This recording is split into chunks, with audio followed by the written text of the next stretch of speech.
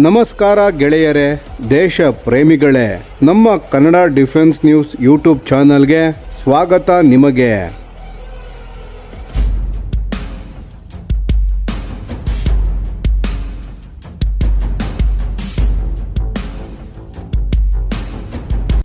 ಭಾರತದ ರಕ್ಷಣಾ ಉತ್ಪಾದನಾ ಕ್ಷೇತ್ರದಲ್ಲಿ ಒಂದು ಐತಿಹಾಸಿಕ ಬದಲಾವಣೆ ನಡೆಯುವ ಹಂತಕ್ಕೆ ಬಂದಿದೆ.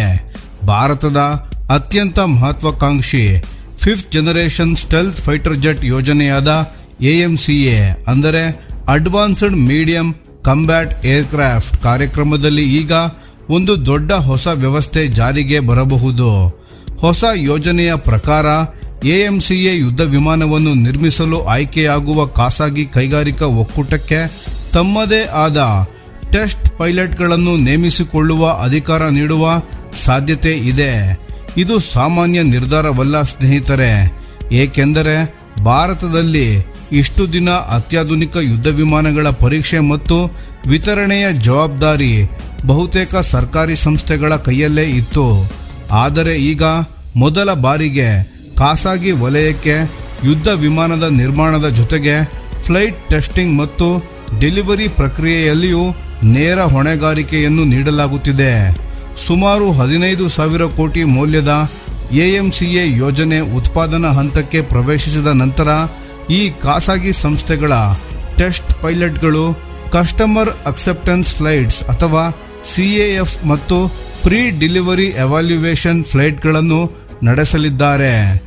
ಸರಳವಾಗಿ ಹೇಳುವುದಾದರೆ, ಯುದ್ಧ ವಿಮಾನ ಕಾರ್ಖಾನೆಯಿಂದ ಹೊರಬಂದ ನಂತರ ಅದು ಭಾರತೀಯ ವಾಯುಪಡೆಯ ಮಾನದಂಡಗಳಿಗೆ ತಕ್ಕಂತೆ ಕೆಲಸ ಮಾಡುತ್ತಿದೆಯೇ ಎಂಬುದನ್ನು ಅಂತಿಮವಾಗಿ ಪರಿಶೀಲಿಸುವ ಜವಾಬ್ದಾರಿ ಇವರದ್ದಾಗಿರುತ್ತದೆ. ಪ್ರಸ್ತುತ AMCA ನಿರ್ಮಾಣಕ್ಕಾಗಿ ಹಲವಾರು ದೊಡ್ಡ ಖಾಸಗಿ ಗುಂಪುಗಳ ನಡುವೆ ಸ್ಪರ್ಧೆ ನಡೆಯುತ್ತಿದೆ. ಅವುಗಳಲ್ಲಿ ಪ್ರಮುಖವಾಗಿ Tata advanced systems, Larsen and Toubro, BEL ಒಕ್ಕೂಟ ಮತ್ತು ಭಾರತ್ ಫೋರ್ಜ್ BEML ಒಕ್ಕೂಟಗಳ ಹೆಸರು ಕೇಳಿಬರುತ್ತಿವೆ. ಆದರೆ ಆರಂಭಿಕ ಹಂತದಲ್ಲಿ ಡೆವಲಪ್ಮೆಂಟಲ್ ಫ್ಲೈಟ್ ಟೆಸ್ಟಿಂಗ್ ಕೆಲಸವನ್ನು ಖಾಸಗಿ ಪೈಲಟ್ಗಳಿಗೆ ನೀಡಲಾಗುವುದಿಲ್ಲ. ಮೊದಲ 5 ಪ್ರೊಟೋಟೈಪ್ ವಿಮಾನಗಳ ಪರೀಕ್ಷಾ ಹಾರಾಟಗಳನ್ನು ಭಾರತೀಯ ವಾಯುಪಡೆಯ ಅನುಭವ ಸಂಪನ್ನ ಪೈಲಟ್ಗಳು ನಡೆಸಲಿದ್ದಾರೆ. ಈ ಕೆಲಸವನ್ನು ಏರ್ಕ್ರಾಫ್ಟ್ ಮತ್ತು ಸಿಸ್ಟಮ್ ಟೆಸ್ಟಿಂಗ್ ಎಸ್ಟಾಬ್ಲಿಷ್ಮೆಂಟ್ ASTE ಹಾಗೂ ನ್ಯಾಷನಲ್ ಫ್ಲೈಟ್ ಟೆಸ್ಟ್ ಸೆಂಟರ್ನ ತಜ್ಞರು ನೋಡಿಕೊಳ್ಳಲಿದ್ದಾರೆ. ಅಂದರೆ ವಿಮಾನದ ಮೂಲ ವಿನ್ಯಾಸ, ಕಾರ್ಯಕ್ಷಮತೆ ಮತ್ತು ಸುರಕ್ಷತೆಯನ್ನು ಪರಿಶೀಲಿಸುವ ಪ್ರಾರಂಭಿಕ ಹಂತ ಸಂಪೂರ್ಣವಾಗಿ ಭಾರತೀಯ ಸೈನಿಕ ಹಾಗೂ ತಾಂತ್ರಿಕ ಪರಿಣಿತರ ನಿಯಂತ್ರಣದಲ್ಲೇ ಇರುತ್ತದೆ. Join Fitness Park Gym for healthy results. For more details, call 9743269991. Location Kanakadasa Nagara, Tatgalli, Mysore.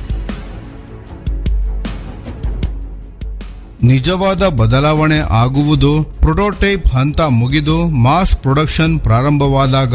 ಆ ಸಮಯದಲ್ಲಿ ಉತ್ಪಾದನಾ ಸಂಸ್ಥೆಗಳು ತಮ್ಮದೇ ಇನ್ ಹೌಸ್ ಟೆಸ್ಟ್ ಪೈಲಟ್ಸ್ಗಳನ್ನು ಬಳಸಲಿವೆ.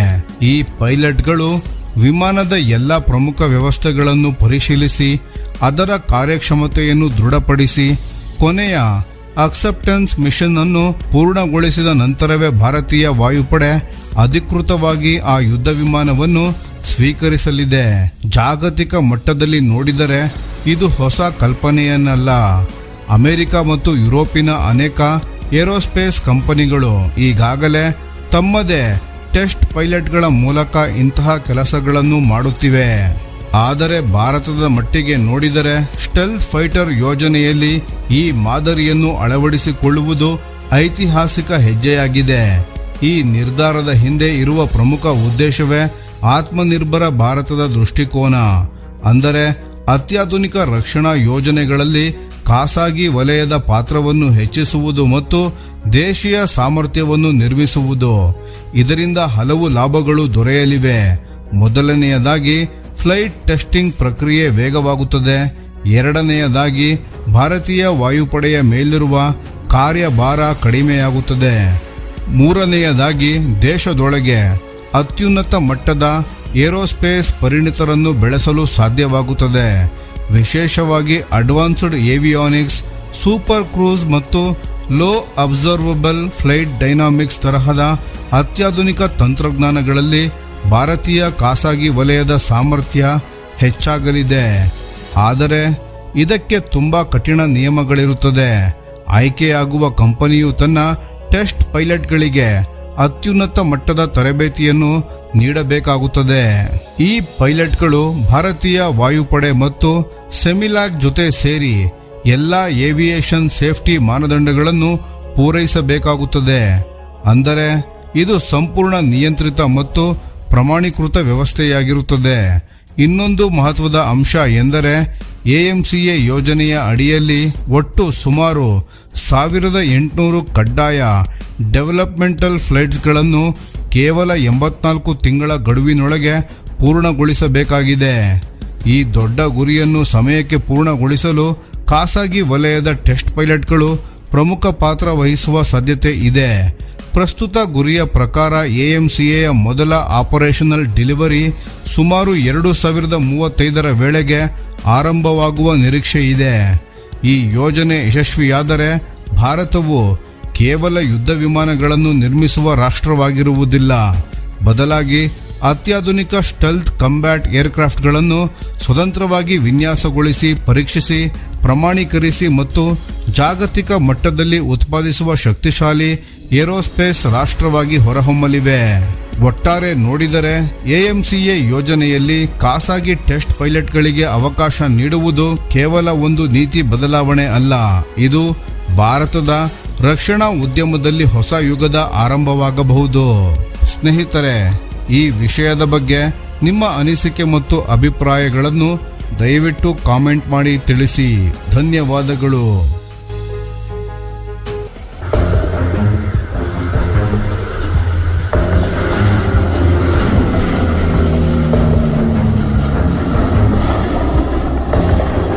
ಭಾರತೀಯ ವಾಯುಪಡೆಯ ಅತ್ಯಂತ ವಿಶ್ವಾಸಾರ್ಹ ಹಾಗೂ ಹಲವು ದಶಕಗಳಿಂದ ಸೇವೆ ಸಲ್ಲಿಸುತ್ತಿರುವ ಸಾರಿಗೆ ವಿಮಾನಗಳಲ್ಲಿ ಒಂದಾದ AN-32 ಈಗ ಒಂದು ದೊಡ್ಡ ಸವಾಲಿನ ಎದುರು ನಿಂತಿದೆ. ಹಲವು ವರ್ಷಗಳಿಂದ ದೇಶದ ಅತ್ಯಂತ ಕಠಿಣ ಪ್ರದೇಶಗಳಲ್ಲಿ ಸೇವೆ ಸಲ್ಲಿಸುತ್ತಿರುವ ಈ ವಿಮಾನಗಳ ಆಧುನೀಕರಣ ಯೋಜನೆ ಈಗ ಗಂಭೀರ ಅಡಚಣೆಯನ್ನು ಎದುರಿಸುತ್ತಿದೆ. ಇದಕ್ಕೆ ಪ್ರಮುಖ ಕಾರಣ ರಷ್ಯಾ ಯುಕ್ರೇನ್ ಯುದ್ಧ. ಸದ್ಯ ಲಭ್ಯವಾಗಿರುವ ಮಾಹಿತಿಯ ಪ್ರಕಾರ ಭಾರತೀಯ ವಾಯುಪಡೆಯ AN-32 ಫ್ಲೀಟ್ನ ಅಪ್ಗ್ರೇಡ್ ಪ್ರೋಗ್ರಾಂ ಈಗ ಗಂಭೀರವಾಗಿ ನಿಧಾನಗೊಂಡಿದೆ. ಕಾರಣ, ಈ ವಿಮಾನಗಳ ನವೀಕರಣಕ್ಕೆ ಅಗತ್ಯವಾದ ಹಲವು ಪ್ರಮುಖ ಬಿಡಿ ಭಾಗಗಳು ಮತ್ತು ತಾಂತ್ರಿಕ ವ್ಯವಸ್ಥೆಗಳು ಉಕ್ರೇನ್ನಿಂದ ಬರಬೇಕಾಗಿತ್ತು. ಆದರೆ ಯುದ್ಧದ ಪರಿಣಾಮವಾಗಿ ಆ ಸರಬರಾಜು ಸರಪಳಿ ಅಸ್ತವ್ಯಸ್ತವಾಗಿದೆ. ಇಲ್ಲಿ ಒಂದು ವಿಷಯವನ್ನು ಸ್ಪಷ್ಟವಾಗಿ ಹೇಳಬೇಕು. ಇತ್ತೀಚೆಗೆ ಜೋರ್ಹಾಟ್ನಲ್ಲಿ ಸಂಭವಿಸಿದ AN-32 ಅಪಘಾತಕ್ಕೆ ಈ ಸಮಸ್ಯೆಗೆ ನೇರ ಸಂಬಂಧ ಇರಬೇಕೆಂದೇನಿಲ್ಲ. ಅದರ ನಿಜವಾದ ಕಾರಣವನ್ನು ಅಧಿಕೃತ ತನಿಖೆಯಿಂದ, ಅಂದರೆ ಕೋರ್ಟ್ ಆಫ್ ಇನ್ಕ್ವೈರಿ ನಿರ್ಧರಿಸಲಿದೆ.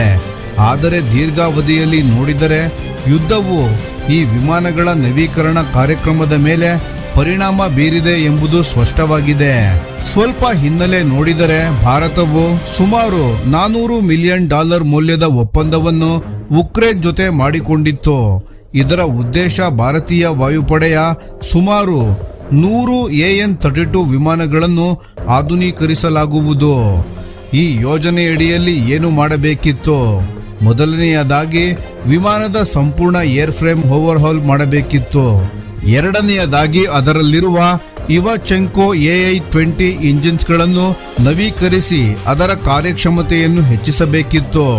ಇದರ ಜೊತೆಗೆ ವಿಮಾನಗಳಿಗೆ ಹೊಸ ತಲೆಮಾರಿನ ಏವಿಯಾನಿಕ್ಸ್, ನ್ಯಾವಿಗೇಷನ್ ಸಿಸ್ಟಮ್ಸ್ ಮತ್ತು ಕಮ್ಯುನಿಕೇಷನ್ ಸಿಸ್ಟಮ್ಸ್ಗಳನ್ನು ಅಳವಡಿಸಬೇಕಿತ್ತು.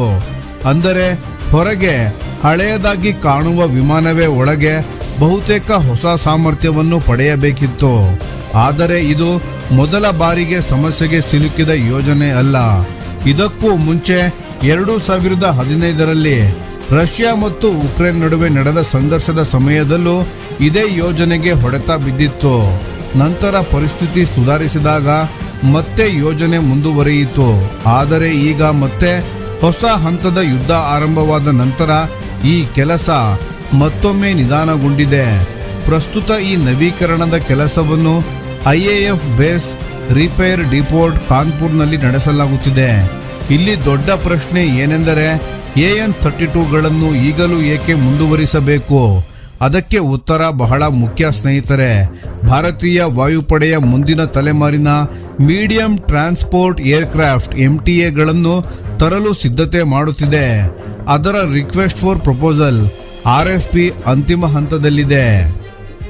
ಆದರೆ ಹೊಸ MTA ವಿಮಾನಗಳು ವಾಯುಪಡೆಗೆ ಸೇರ್ಪಡೆಯಾಗಲು ಇನ್ನೂ ಕನಿಷ್ಠ 10 ವರ್ಷಗಳ ಕಾಲ ಬೇಕಾಗಬಹುದು ಎಂದು ಅಂದಾಜಿಸಲಾಗಿದೆ.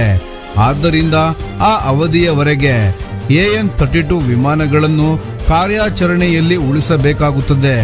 ಅದಕ್ಕಾಗಿಯೇ ಈ ನವೀಕರಣದ ಯೋಜನೆ ಅತ್ಯಂತ ಅಗತ್ಯವಾಗಿದೆ. ಇದೀಗ ಸ್ವಲ್ಪ AN-32ನ ಇತಿಹಾಸ ನೋಡೋಣ ಬನ್ನಿ. AN-32 ಎಂದರೆ ಮೂಲತಃ ಸೋವಿಯತ್ ಕಾಲದ AN-26 ವಿಮಾನದ ವಿಶೇಷವಾಗಿ ಸುಧಾರಿಸಿದ ರೂಪವಾಗಿದೆ. ಭಾರತವು ಈ ವಿಮಾನಗಳನ್ನು ಮೊದಲ ಬಾರಿಗೆ 1984ರಿಂದ ಸ್ವೀಕರಿಸಲು ಆರಂಭಿಸಿತು. ಕಳೆದ 4 ದಶಕಗಳಲ್ಲಿ ಈ ವಿಮಾನಗಳು ಲಕ್ಷಾಂತರ ಹಾರಾಟದ ಗಂಟೆಗಳನ್ನು ಪೂರ್ಣಗೊಳಿಸಿದರೂ ಕೇವಲ ಸೀಮಿತ ಅಪಘಾತಗಳಷ್ಟೇ ಸಂಭವಿಸಿವೆ. ಇದು ಅದರ ವಿಶ್ವಾಸಾರ್ಹತೆಯನ್ನು ತೋರಿಸುತ್ತದೆ. ವಿಶೇಷವಾಗಿ ಅರುಣಾಚಲ ಪ್ರದೇಶದ ದೂರದ ಗಡಿ ಪ್ರದೇಶಗಳು, ಪರ್ವತ ಪ್ರದೇಶಗಳು ಹಾಗೂ ಅತ್ಯಂತ ಕಷ್ಟಕರ ವಾತಾವರಣದಲ್ಲಿರುವ ಮುಂಚೂಣಿ ನೆಲೆಗಳಿಗೆ ಆಹಾರ ಸಾಮಗ್ರಿ ಮತ್ತು ಅಗತ್ಯ ವಸ್ತುಗಳನ್ನು ತಲುಪಿಸುವ ಕೆಲಸವನ್ನು ಈ ವಿಮಾನಗಳು ನಿರಂತರವಾಗಿ ಮಾಡುತ್ತಿವೆ. ಈ ವಿಮಾನಗಳ ಇನ್ನೊಂದು ವಿಶೇಷತೆ ಏನೆಂದರೆ ಇವು ಸಾಮಾನ್ಯ ವಿಮಾನ ನಿಲ್ದಾಣಗಳಲ್ಲಿ ಮಾತ್ರವಲ್ಲ, ಅಡ್ವಾನ್ಸ್ಡ್ ಲ್ಯಾಂಡಿಂಗ್ ಗ್ರೌಂಡ್ಸ್ ALGs ಎಂಬ ಕಡಿಮೆ ಸೌಲಭ್ಯಗಳಿರುವ ಪ್ರದೇಶಗಳಲ್ಲಿಯೂ ಇಳಿಯಬಲ್ಲದು. ಕೆಲವೊಮ್ಮೆ ಸರಿಯಾಗಿ ಸಿದ್ಧವಾಗದ ಅಥವಾ ಅರ್ಧ ಸಿದ್ಧಗೊಂಡ ರನ್ವೇಗಳಲ್ಲಿಯೂ ಕಾರ್ಯಾಚರಣೆ ನಡೆಸಿವೆ. ಒಬ್ಬ ವಾಯುಪಡೆಯ ಪೈಲಟ್ ಹೇಳಿದಂತೆ ಈಶಾನ್ಯ ಭಾರತದ ಹವಾಮಾನ ಬಹಳ ಸವಾಲಿನದ್ದು. ಕೆಲವೇ ನಿಮಿಷಗಳಲ್ಲಿ ಪರಿಸ್ಥಿತಿ ಸಂಪೂರ್ಣ ಬದಲಾಗಬಹುದು. ಆದರೂ AN-32 ವಿಮಾನಗಳು ಇಂತಹ ಪರಿಸ್ಥಿತಿಯಲ್ಲೂ ಕಾರ್ಯಾಚರಣೆ ನಡೆಸುತ್ತಿವೆ. ಆದರೆ ಸೋವಿಯತ್ ಕಾಲದ ಅನೇಕ ವಿಮಾನಗಳಂತೆ ಇವುಗಳನ್ನು ನಡೆಸಲು ಪೈಲಟ್ಗಳಿಗೆ ವಿಶೇಷ ಅನುಭವ ಮತ್ತು ಪರಿಣಿತಿಯ ಅಗತ್ಯವಿದೆ. ಈಗ ದೇಶದಲ್ಲಿ ಮಳೆಗಾಲ ಆರಂಭವಾಗುತ್ತಿರುವುದರಿಂದ ಪ್ರವಾಹ ಪರಿಹಾರ ಕಾರ್ಯಾಚರಣೆಗಳಲ್ಲೂ ಕೂಡ AN-32ಗಳ ಬೇಡಿಕೆ ಹೆಚ್ಚಾಗಲಿದೆ. ಆದ್ದರಿಂದ ಈಗ ಎಲ್ಲರ ನಿರೀಕ್ಷೆ ಒಂದೇ, ರಷ್ಯಾ ಯುಕ್ರೇನ್ ಸಂಘರ್ಷ ಶೀಘ್ರವಾಗಿ ಕೊನೆಗೊಂಡು ಭಾರತದ AN-32 ಫ್ಲೀಟ್ನ ಅಪ್ಗ್ರೇಡ್ ಪ್ರೋಗ್ರಾಂ ಮತ್ತೆ ವೇಗ ಪಡೆಯಬೇಕು. ಏಕೆಂದರೆ ಹೊಸ ವಿಮಾನಗಳು ಬರುವವರೆಗೆ ಇದೇ ವಿಮಾನಗಳು ಭಾರತೀಯ ವಾಯುಪಡೆಯ ನಿಜವಾದ ಕೆಲಸಗಾರರು, ಅಂದರೆ ನಿಜವಾದ ವರ್ಕ್ ಹಾರ್ಸ್.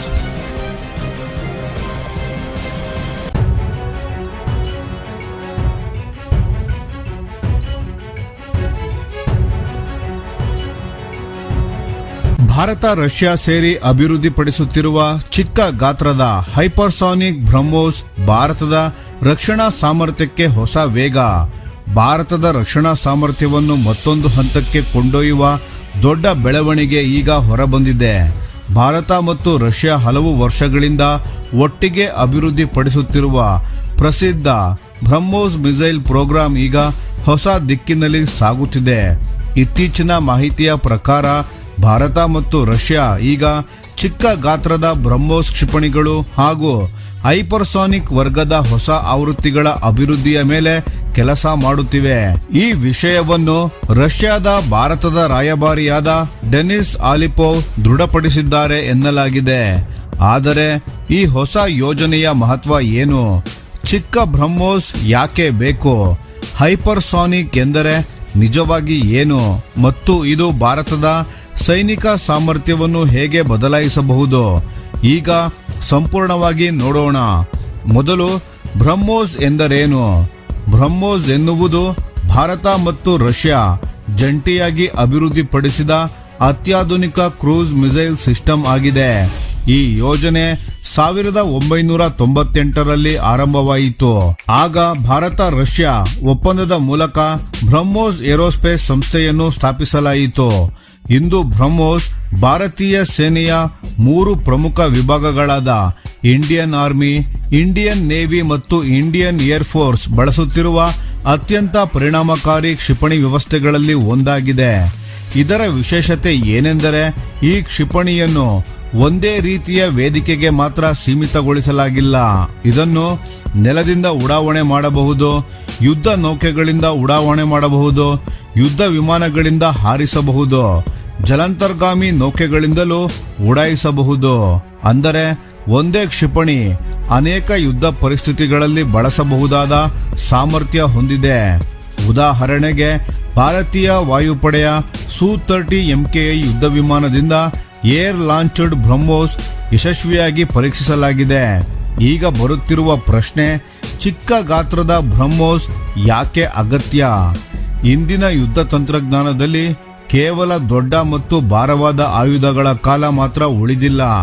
ಹೆಚ್ಚು ವೇಗ, ಕಡಿಮೆ ತೂಕ, ಹೆಚ್ಚು ಸಂಖ್ಯೆಯಲ್ಲಿ ನಿಯೋಜನೆ ಮಾಡುವ ಸಾಮರ್ಥ್ಯ ಇವೆಲ್ಲವೂ ಮುಖ್ಯವಾಗುತ್ತಿವೆ.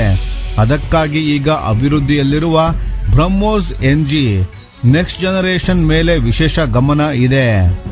ಬ್ರಹ್ಮೋಸ್ ಏರೋಸ್ಪೇಸ್ ಪ್ರಕಾರ ಬ್ರಹ್ಮೋಸ್ NG ಯನ್ನು ಸ್ಮಾಲರ್, ಲೈಟರ್, ಸ್ಮಾರ್ಟರ್ ಮತ್ತು ಸ್ಟೆಲ್ತಿಯರ್ ಆಗಿ ರೂಪಿಸುವ ಗುರಿ ಹೊಂದಲಾಗಿದೆ.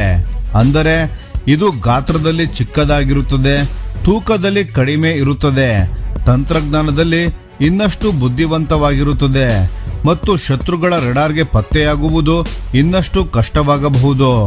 ಇದರ ದೊಡ್ಡ ಲಾಭ ಏನೆಂದರೆ ಒಂದು ಯುದ್ಧ ವಿಮಾನದಲ್ಲಿ ಹಿಂದೆ ಒಂದೇ ಒಂದು ಕ್ಷಿಪಣಿಗಳನ್ನು ಹೊತ್ತೊಯ್ಯುತ್ತಿದ್ದರೆ ಭವಿಷ್ಯದಲ್ಲಿ ಹೆಚ್ಚು ಸಂಖ್ಯೆಯಲ್ಲಿ ಈ ಕ್ಷಿಪಣಿಗಳನ್ನು ಸಾಗಿಸಲು ಅವಕಾಶ ಸಿಗಬಹುದು. ಅದೇ ರೀತಿ ಯುದ್ಧ ನೌಕೆಗಳು ಮತ್ತು ಇತರೆ ವೇದಿಕೆಗಳಲ್ಲಿಯೂ ನಿಯೋಜನೆಯನ್ನು ಹೆಚ್ಚು ಸುಲಭವಾಗಿಸಬಹುದು. ಸರಳವಾಗಿ ಹೇಳುವುದಾದರೆ ಒಂದು ದೊಡ್ಡ ಟೂಲ್ ಬಾಕ್ಸ್ನ ಬದಲು ಸಣ್ಣ ಆದರೆ ಹೆಚ್ಚು ಉಪಯೋಗದ ಸಾಧನಗಳಿರುವ ಆಧುನಿಕ ವ್ಯವಸ್ಥೆ ಎಂದು ಕಲ್ಪಿಸಬಹುದು. ಈಗ ಇನ್ನೊಂದು ಪ್ರಮುಖ ವಿಷಯ, ಹೈಪರ್ಸಾನಿಕ್ ಎಂದರೇನು? ಹೈಪರ್ಸಾನಿಕ್ ಎಂದರೆ ಅತ್ಯಂತ ವೇಗ. ಸಾಮಾನ್ಯವಾಗಿ ಮ್ಯಾಕ್ 5 ಅಥವಾ ಅದಕ್ಕಿಂತ ಹೆಚ್ಚು ವೇಗದಲ್ಲಿ ಸಂಚರಿಸುವ ಕ್ಷಿಪಣಿಗಳನ್ನು ಹೈಪರ್ಸಾನಿಕ್ ಎಂದು ಕರೆಯಲಾಗುತ್ತದೆ. ಅಂದರೆ ಶಬ್ದದ ವೇಗಕ್ಕಿಂತ 5 ಪಟ್ಟು ಅಥವಾ ಅದಕ್ಕಿಂತ ಹೆಚ್ಚಿನ ವೇಗ. ಈ ಮಟ್ಟದ ವೇಗ ಯಾಕೆ ಮುಖ್ಯ? ಯಾಕೆಂದರೆ ಶತ್ರುವಿಗೆ ಪ್ರತಿಕ್ರಿಯಿಸಲು ಸಮಯ ತುಂಬಾ ಕಡಿಮೆಯಾಗುತ್ತದೆ. ಕ್ಷಿಪಣಿಯನ್ನು ತಡೆಹಿಡಿಯುವುದು ಬಹಳ ಕಷ್ಟವಾಗಬಹುದು. ಗುರಿಯ ಮೇಲೆ ಅತಿ ಕಡಿಮೆ ಸಮಯದಲ್ಲಿ ದಾಳಿ ನಡೆಸಬಹುದು. ಇದರಿಂದ ಯುದ್ಧ ಪರಿಸ್ಥಿತಿಯಲ್ಲಿ ನಿರ್ಧಾರಾತ್ಮಕ ಮುನ್ನಡೆ ಪಡೆಯಬಹುದು. ಇದನ್ನೇ ಗಮನದಲ್ಲಿಟ್ಟುಕೊಂಡು ಭಾರತ, ರಷ್ಯಾ ಸೇರಿ ಬ್ರಹ್ಮೋಸ್ 2 ಪ್ರಾಜೆಕ್ಟ್ನ ಮೇಲೆ ಮುಂದಿನ ಹಂತದ ಕೆಲಸ ಮಾಡುತ್ತಿದೆ ಎನ್ನಲಾಗುತ್ತಿದೆ. ಈ ಯೋಜನೆಯಲ್ಲಿ ಏರ್ ಬ್ರೀತಿಂಗ್ ಸ್ಕ್ರಾಮ್ಜೆಟ್ ಇಂಜಿನ್ ತಂತ್ರಜ್ಞಾನವನ್ನು ಬಳಸುವ ಗುರಿ ಇದೆ. ಈ ತಂತ್ರಜ್ಞಾನದಿಂದ ಕ್ಷಿಪಣಿಯು ಅತಿ ಹೆಚ್ಚಿನ ವೇಗವನ್ನು ದೀರ್ಘ ಸಮಯ ಉಳಿಸಿಕೊಳ್ಳುವ ಸಾಮರ್ಥ್ಯ ಪಡೆಯಬಹುದು. ಸ್ನೇಹಿತರೆ, ಇದು ಕೇವಲ ಮತ್ತೊಂದು ಹೊಸ ಕ್ಷಿಪಣಿಯ ಯೋಜನೆ ಅಲ್ಲ. ಇದು ಭಾರತ, ರಷ್ಯಾ ರಕ್ಷಣಾ ಸಹಭಾಗಿತ್ವದ ಮುಂದಿನ ಹಂತ. ಇದು ಭಾರತದ ಭವಿಷ್ಯದ ಯುದ್ಧ ಸಾಮರ್ಥ್ಯ, ವೇಗದ ಪ್ರತಿಕ್ರಿಯೆ, ದೂರದ ದಾಳಿ ಸಾಮರ್ಥ್ಯ ಮತ್ತು ಬಹುವೇದಿಕೆ ಕಾರ್ಯಾಚರಣೆಯನ್ನು ಇನ್ನಷ್ಟು ಬಲಪಡಿಸುವ ಪ್ರಯತ್ನವಾಗಿದೆ.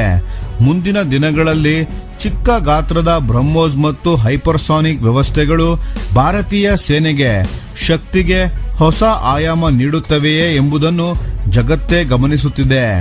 ಈ ಬಗ್ಗೆ ನಿಮ್ಮ ಅಭಿಪ್ರಾಯ ಏನು? ಭಾರತದ ಈ ಹೊಸ ತಂತ್ರಜ್ಞಾನ ಯುದ್ಧ ಸಾಮರ್ಥ್ಯವನ್ನು ಇನ್ನಷ್ಟು ಬಲಪಡಿಸುತ್ತದೆಯೇ? ಕಾಮೆಂಟ್ನಲ್ಲಿ ತಿಳಿಸಿ. ಧನ್ಯವಾದಗಳು.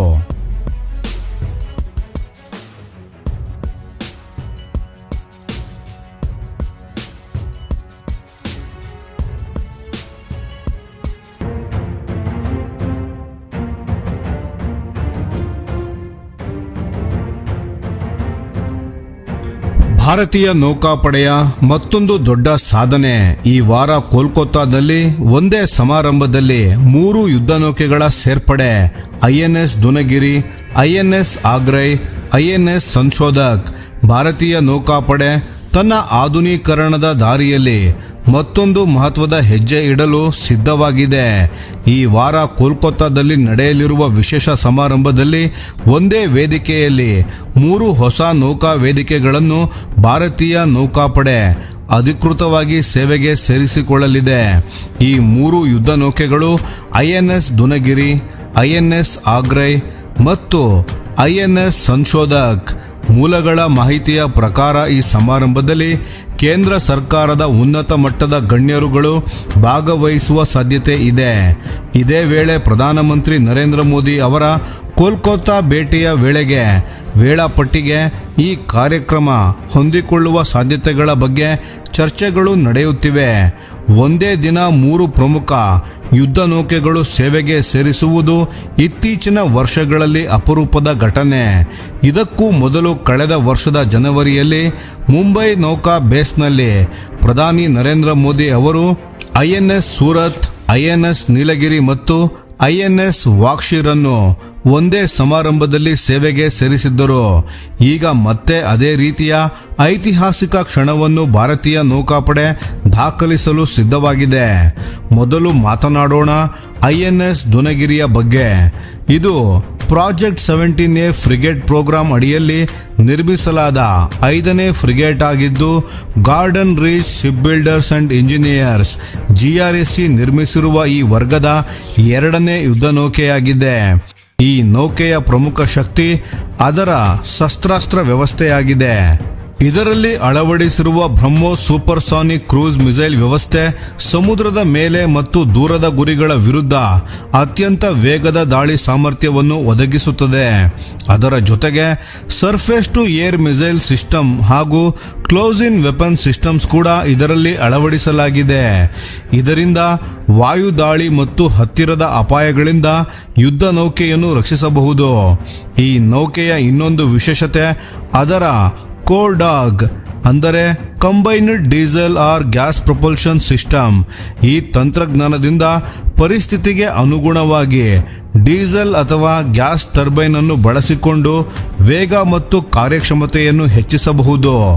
ಇದಲ್ಲದೆ ಇಂಟಿಗ್ರೇಟೆಡ್ ಪ್ಲಾಟ್ಫಾರ್ಮ್ ಮ್ಯಾನೇಜ್ಮೆಂಟ್ ಸಿಸ್ಟಮ್ ಇರುವುದರಿಂದ ನೌಕೆಯ ಅನೇಕ ಪ್ರಮುಖ ವ್ಯವಸ್ಥೆಗಳನ್ನು ಕೇಂದ್ರೀಕೃತವಾಗಿ ನಿರ್ವಹಿಸಬಹುದು. ಗಮನಾರ್ಹ ವಿಷಯವು ಏನೆಂದರೆ ಈ ನೌಕೆಯ ನಿರ್ಮಾಣವನ್ನು ಸುಮಾರು 80 ತಿಂಗಳುಗಳಲ್ಲಿ ಪೂರ್ಣಗೊಳಿಸಲಾಗಿದೆ. ಇದಕ್ಕೆ ಹೋಲಿಸಿದರೆ ಇದೇ ವರ್ಗದ ಮೊದಲ ನೌಕೆಯಾದ INS ನೀಲಗಿರಿ ನಿರ್ಮಾಣಕ್ಕೆ ಸುಮಾರು 93 ತಿಂಗಳುಗಳ ಕಾಲ ತೆಗೆದುಕೊಂಡಿತ್ತು. ಇನ್ನು ಇದೇ ಯೋಜನೆಯ INS ಮಹೇಂದ್ರಗಿರಿ ಮತ್ತು INS ವಿಂದ್ರಗಿರಿ ಸೇವೆಗೆ ಸೇರ್ಪಡೆಯಾಗುವುದು ಬಾಕಿ ಇದೆ. ಈಗ ನೋಡೋಣ INS ಅಗ್ರೈ ಬಗ್ಗೆ. ಇದು Arnala class anti submarine warfare shallow water craft SWC ಯೋಜನೆಯ ಅಡಿಯಲ್ಲಿ ನಿರ್ಮಿಸಲಾದ 5ನೇ ನೌಕೆಯಾಗಿದೆ. ಈ ಯೋಜನೆಗೆ 2013ರಲ್ಲಿ ಅನುಮೋದನೆ ದೊರೆತಿತ್ತು ಮತ್ತು ಒಟ್ಟು 16 ನೌಕೆಗಳನ್ನು ನಿರ್ಮಿಸುವ ಗುರಿ ಹೊಂದಲಾಗಿದೆ. ಈ ನೌಕೆಯ ಪ್ರಮುಖ ಕೆಲಸ ಕಡಲ ತೀರದ ಕಡಿಮೆ ಆಳದ ಪ್ರದೇಶಗಳಲ್ಲಿ ಶತ್ರುಗಳ ಜಲಾಂತರ್ಗಾಮಿಗಳನ್ನು ಪತ್ತೆ ಮಾಡಿ ಅವುಗಳ ವಿರುದ್ಧ ಕಾರ್ಯಾಚರಣೆ ನಡೆಸುವುದು. ಇದರಲ್ಲಿ ಲೈಟ್ ವೆಯ್ಟ್ ಟಾರ್ಪೆಡೋಸ್, ಸ್ವದೇಶಿ ಆಂಟಿ ಸಬ್ಮರೀನ್ ರಾಕೆಟ್ ಲಾಂಚರ್ಸ್ ಹಾಗೂ ಅತ್ಯಾಧುನಿಕ ಸೋನಾರ್ ಸಿಸ್ಟಮ್ಸ್ಗಳನ್ನು ಅಳವಡಿಸಲಾಗಿದೆ. ವಿಶೇಷವಾಗಿ ಕಡಿಮೆ ಆಳದ ಸಮುದ್ರ ಪ್ರದೇಶಗಳಲ್ಲಿ ಕಾರ್ಯಾಚರಣೆ ನಡೆಸಲು ಇದನ್ನು ವಿನ್ಯಾಸಗೊಳಿಸಲಾಗಿದೆ. ಇದು ಭಾರತಕ್ಕೆ ಏಕೆ ಮುಖ್ಯ ಅಂದರೆ ಪಾಕಿಸ್ತಾನದ ನೌಕಾಪಡೆ ತನ್ನ ಜಲಾಂತರ್ಗಾಮಿ ಸಾಮರ್ಥ್ಯವನ್ನು ವೇಗವಾಗಿ ವಿಸ್ತರಿಸುತ್ತಿದೆ ಮತ್ತು ಹೊಸ ಚೀನಾ ನಿರ್ಮಿತ ಹ್ಯಾಂಗೂರ್ ಕ್ಲಾಸ್ ಸಬ್ಮರೀನ್ಸ್ಗಳನ್ನು ಸೇನೆಗೆ ಸೇರಿಸಿಕೊಳ್ಳುತ್ತಿದೆ. ಇಂತಹ ಪರಿಸ್ಥಿತಿಯಲ್ಲಿ ಭಾರತದ ಕರಾವಳಿ ಭದ್ರತೆಯನ್ನು ಇನ್ನಷ್ಟು ಬಲಪಡಿಸುವಲ್ಲಿ INS ಅಗ್ರೈ ಪ್ರಮುಖ ಪಾತ್ರ ವಹಿಸಲಿದೆ. ಈಗ ಕೊನೆಯದಾಗಿ INS ಸಂಶೋಧಕ್ ಕಡೆ ಬರೋಣ. ಇದು ಸಂಧ್ಯಾ ಕ್ಲಾಸ್ ಸರ್ವೇಶಿಪ್ ಪ್ರೋಗ್ರಾಂನ ಅಡಿಯಲ್ಲಿ ನಿರ್ಮಿಸಲಾದ 4ನೇ ಮತ್ತು ಕೊನೆಯ ಸಮೀಕ್ಷಾ ನೌಕೆಯಾಗಿದೆ.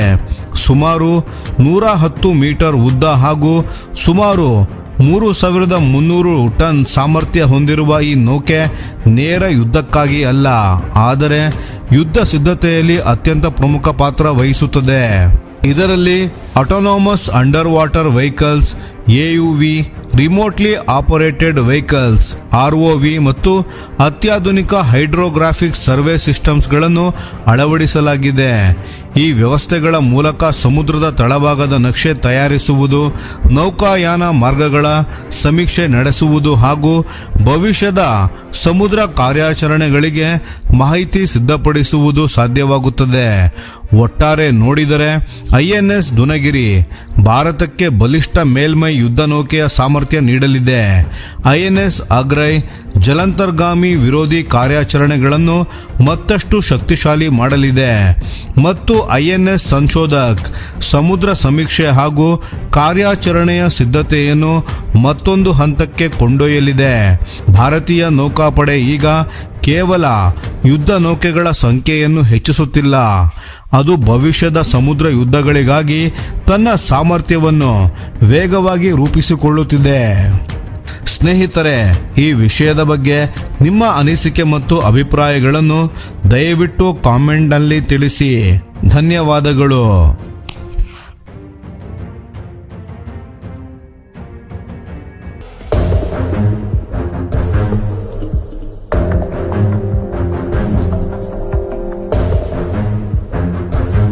ಪಾಕಿಸ್ತಾನದ ಶಾರ್ಕ್ ಈಗ ಬೇ ಆಫ್ ಬೆಂಗಾಲ್ನ ಕಡೆಗೆ. ಭಾರತಕ್ಕೆ ಹೊಸ ಸಮುದ್ರ ಸವಾಲು. ಇತ್ತೀಚೆಗೆ ದಕ್ಷಿಣ ಏಷ್ಯಾದ ಸಮುದ್ರ ಭದ್ರತಾ ವಲಯದಲ್ಲಿ ದೊಡ್ಡ ಮಟ್ಟದ ಚರ್ಚೆಗೆ ಕಾರಣವಾಗಿರುವ ಒಂದು ಬೆಳವಣಿಗೆ ನಡೆದಿದೆ. ಪಾಕಿಸ್ತಾನ ತನ್ನ ಹೊಸ ಚೀನಾ ನಿರ್ಮಿತ ಹಂಗೂರ್ ಕ್ಲಾಸ್ ಸಬ್ಮೆರಿನ್ಗಳನ್ನು ಸೇವೆಗೆ ಸೇರಿಸಿಕೊಳ್ಳಲು ಆರಂಭಿಸಿದೆ. ಮೊದಲ ಸಬ್ಮೆರಿನ್ ಈಗಾಗಲೇ ಕರಾಚಿಗೆ ತಲುಪಿದೆ.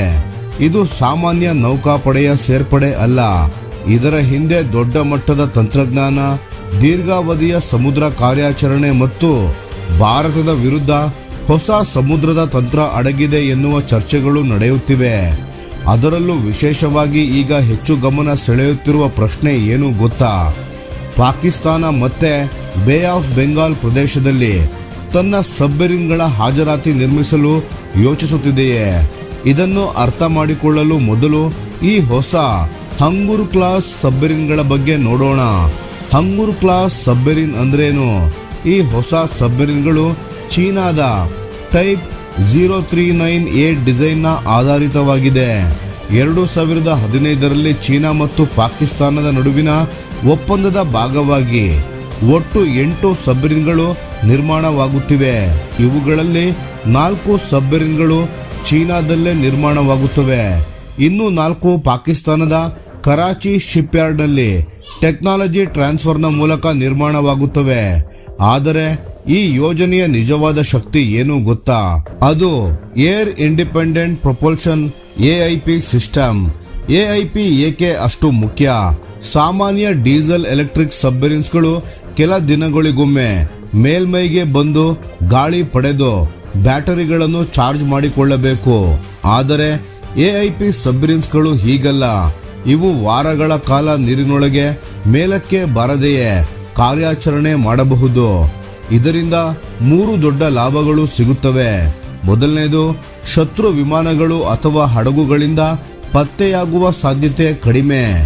ಎರಡನೇದು, ಹೆಚ್ಚು ದೂರ ಕಾರ್ಯಾಚರಣೆ ಮಾಡಬಹುದು. ಮೂರನೇದು, ದೀರ್ಘಾವಧಿಯ ರಹಸ್ಯ ನಿಗಾ ವಹಿಸುವ ಸಾಮರ್ಥ್ಯ.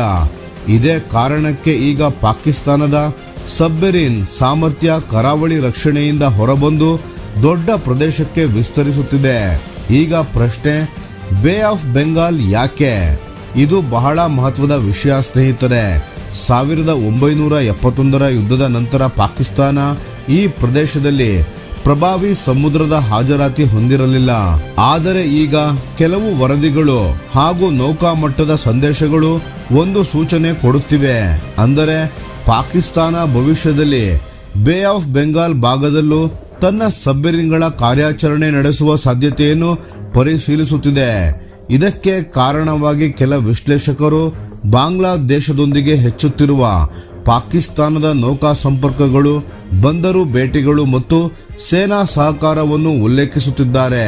ವಿಶೇಷವಾಗಿ ಚಟ್ಟೋಗ್ರಾಮ್ ಪೋರ್ಟ್ ಮಾದರಿಯ ಸ್ಥಳಗಳಲ್ಲಿ ಸೀಮಿತ ಪ್ರವೇಶ ದೊರೆತರೂ ಪಾಕಿಸ್ತಾನಕ್ಕೆ ಪೂರ್ವ ಭಾಗದಲ್ಲಿ ಕಾರ್ಯಾಚರಣೆ ಸುಲಭವಾಗಬಹುದು ಎಂಬ ಮಾತುಗಳು ಕೇಳಿಬರುತ್ತಿವೆ. ಆದರೆ ಒಂದು ವಿಷಯ ಸ್ಪಷ್ಟ, ಇಲ್ಲಿಯವರೆಗೆ ಯಾವುದೇ ಶಾಶ್ವತ ನೆಲೆ ಸ್ಥಾಪನೆ ಆಗಿಲ್ಲ. ಇದು ಈಗಿನ ಮಟ್ಟಿಗೆ ಇಂಟೆಂಟ್ ಸಿಗ್ನಲಿಂಗ್, ಅಂದರೆ ಭವಿಷ್ಯದ ಉದ್ದೇಶದ ಸೂಚನೆ ಎಂದು ನೋಡಲಾಗುತ್ತಿದೆ. ಆದರೆ ಸಮುದ್ರ ಯುದ್ಧ ತಂತ್ರದಲ್ಲಿ ಉದ್ದೇಶವು ಕೆಲವೊಮ್ಮೆ ಸಾಮರ್ಥ್ಯದಷ್ಟೇ ಪ್ರಭಾವ ಬೀರುತ್ತದೆ. ಇದರಿಂದ ಭಾರತಕ್ಕೆ ಏನು ಬದಲಾವಣೆ? ಇಲ್ಲಿಯವರೆಗೆ ಬೇ ಆಫ್ ಬೆಂಗಾಲ್ ಭಾರತಕ್ಕೆ ತಂತ್ರಾತ್ಮಕವಾಗಿ ಸುರಕ್ಷಿತ ಸಮುದ್ರ ಪ್ರದೇಶವಾಗಿತ್ತು. ಭಾರತೀಯ ನೌಕಾಪಡೆ ಇಲ್ಲಿ ಉತ್ತಮ ನಿಯಂತ್ರಣ ಹೊಂದಿದೆ. ಆದರೆ ಈಗ ಹೊಸ ಪರಿಸ್ಥಿತಿ ನೋಡಿದರೆ, ಪಾಕಿಸ್ತಾನದಲ್ಲಿ ಕೆಲವೇ ಸಬ್ಮೆರಿನ್ಗಳಿದ್ದರೂ ಅವು ದೀರ್ಘಾವಧಿ ನೀರಿನೊಳಗೆ ಕಾರ್ಯನಿರ್ವಹಿಸಿದರೆ ಭಾರತದ ಸಮುದ್ರದ ಮೇಲ್ವಿಚಾರಣೆಗೆ ಹೆಚ್ಚುವರಿ ಒತ್ತಡ ಉಂಟಾಗಬಹುದು. ಇಂತಹ ಸಬ್ಮೆರಿನ್ಗಳು ಪ್ರಮುಖ ಸಮುದ್ರ ಮಾರ್ಗಗಳ ಮೇಲೆ ನಿಗಾ ಇಡಬಹುದು, ಹಡಗುಗಳ ಚಲನೆಯನ್ನು ಗಮನಿಸಬಹುದು.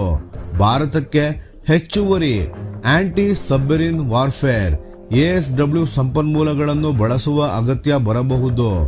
ಇದು ವಿಶೇಷವಾಗಿ ಭಾರತದ ಪೂರ್ವ ಕರಾವಳಿ ನೌಕಾ ನೆಲೆಗಳು ಮತ್ತು ವ್ಯಾಪಾರ ಮಾರ್ಗಗಳಿಗೆ ಮಹತ್ವದ್ದಾಗಿದೆ. ಭಾರತದ ಉತ್ತರ ಸಿದ್ಧತೆ ಹೇಗಿದೆ?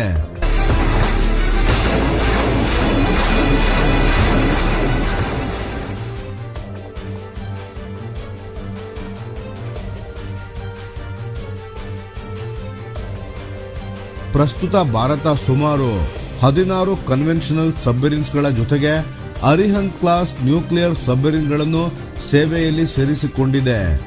ಭಾರತದ ಪ್ರಮುಖ ಸಬ್ಮೆರಿನ್ ವರ್ಗಗಳು ಕಲ್ವರಿ ಕ್ಲಾಸ್, ಸಿಂಧುಘೋಷ್ ಕ್ಲಾಸ್, ಶಿಶುಮಾರ್ ಕ್ಲಾಸ್. ಆದರೆ ಇಲ್ಲಿ ಒಂದು ಸವಾಲು ಇದೆ. ಪಾಕಿಸ್ತಾನದಂತೆ ಭಾರತ ಇನ್ನೂ ಕಾರ್ಯಾಚರಣೆಯಲ್ಲಿರುವ AIP ಸಬ್ಮೆರಿನ್ಸ್ಗಳನ್ನು ಹೊಂದಿಲ್ಲ. ಆದರೆ ಇದಕ್ಕೆ ಪರಿಹಾರ ಈಗಾಗಲೇ ನಡೆಯುತ್ತಿದೆ. DRDO ಅಭಿವೃದ್ಧಿಪಡಿಸುತ್ತಿರುವ ಸ್ವದೇಶಿ AIP ಸಿಸ್ಟಮ್ಸ್ಗಳನ್ನು ಮೊದಲಿಗೆ ಕಲ್ವರಿ ಕ್ಲಾಸ್ನ ಮೇಲೆ ಅಳವಡಿಸುವ ಯೋಜನೆ ಇದೆ. ಮೊದಲ ಕಾರ್ಯಾಚರಣೆಯ ಸಾಮರ್ಥ್ಯವು 2026ರ ಕೊನೆಯ ಭಾಗದಲ್ಲಿ ಅಥವಾ ಅದರ ನಂತರ ನಿರೀಕ್ಷಿಸಲಾಗಿದೆ. ಭಾರತದ 3 ಹಂತದ ತಂತ್ರ. ಭಾರತ ಈಗ 3 ಪ್ರಮುಖ ಮಾರ್ಗಗಳಲ್ಲಿ ಕೆಲಸ ಮಾಡುತ್ತಿದೆ.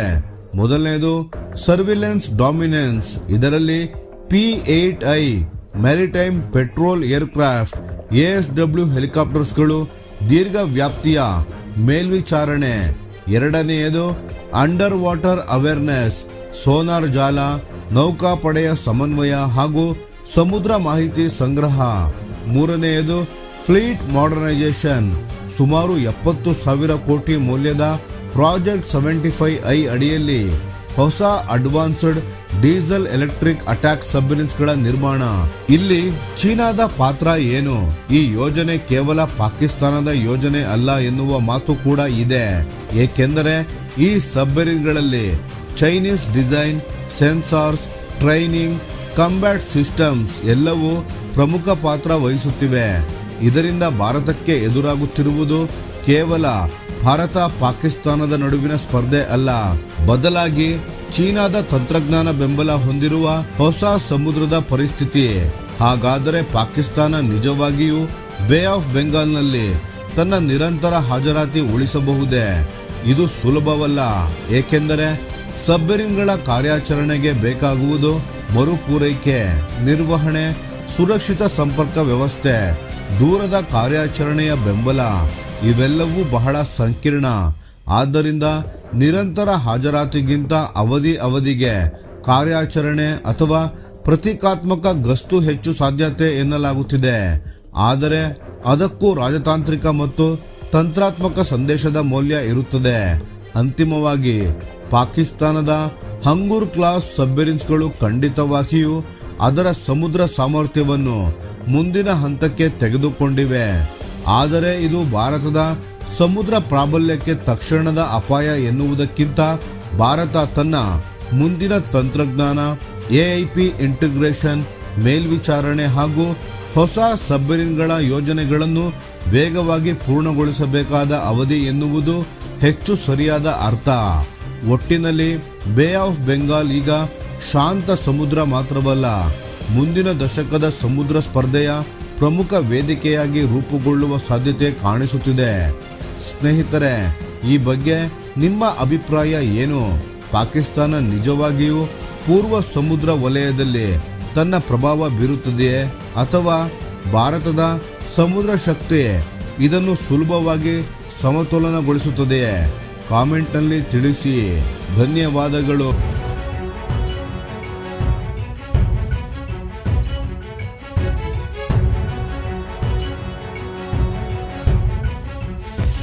ಭಾರತದ ಆರ್ಚರ್ NG ಡ್ರೋನ್ಗೆ ಈಗ ಅಸ್ತ್ರ MK1 ಕ್ಷಿಪಣಿ ಯುದ್ಧದ ಭವಿಷ್ಯ ಬದಲಾಗುತ್ತಿದೆಯೇ?